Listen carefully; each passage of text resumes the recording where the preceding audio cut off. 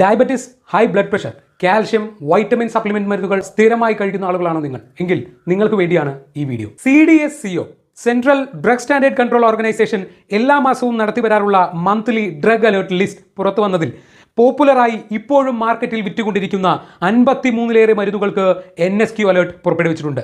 Not standard quality. നോക്കാം ഏതൊക്കെ കാറ്റഗറിയിലുള്ള മരുന്നുകളാണ്.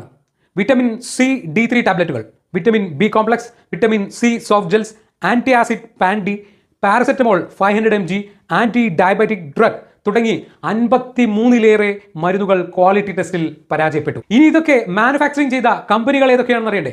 ഹെറ്റേറോ drugs, Alkem laboratories, Hindustan antibiotic limited, Karnataka antibiotic and pharmaceutical limited, Meg life sciences, pure and cure health care. Stomach ഇൻഫെക്ഷന് കൂടുതലായി ഉപയോഗിക്കുന്ന മെട്രോണിഡസോൾ എന്ന മരുന്ന് പോലും ക്വാളിറ്റി ടെസ്റ്റിൽ പരാജയപ്പെട്ടു. ഇത് നിർമ്മിക്കുന്നത് PSU, ഹിന്ദുസ്ഥാൻ